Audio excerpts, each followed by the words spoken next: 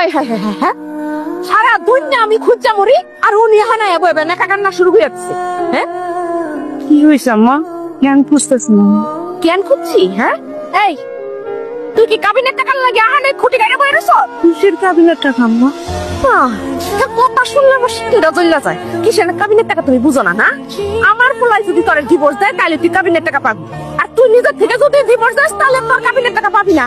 হেই আছে এখানে বই রইছ তাই না? আমার বিশ্বাস করেন আমার কোনো কাবিনের টাকা লাগবে না। সে তো আমার স্বামী, আর স্বামীর সংসার সেটা কোনো ভালো ভাইয়া চলে আসছে না।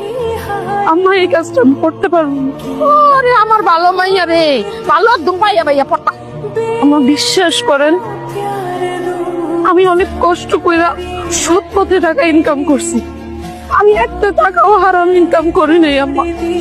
অযথ আমার এত বড় মিথ্যা অবকাশ দিয়েন না, আমার জীবনটা আপনারা ধ্বংস করে দিয়েন না। আমি আপনার কাছে হাত জোড় করে ক্ষমা চাইতে চাই। এই আমার মান সম্মানের থেকে কি তোর জীবনের মূল্য বেশি হয়ে গেছে? হ্যাঁ তুই আমার পোলারে ডিভোর্স দিবি কিনা এটা ক। আম্মা আপনি আমার মাইরা ফেললেও আমি আমার স্বামীর ডিভোর্স দিতে পারবো না। এই দুনিয়াতে একটা মেয়ের কাছে স্বামী সবচেয়ে বড় মূল্যবান সম্পদ আম্মা। আম্মা আমি আমার স্বামীর ডিভোর্স দিতে পারবো না। তোর মতো নষ্ট মাইয়ের কাছে স্বামীর কোনো মূল্য নাই। তুই আমার পোলারে ডিভোর্স দিবি, এইটা হচ্ছে আমার শেষ কথা। না আম্মা, আমি আমার স্বামীর ডিভোর্স দিতে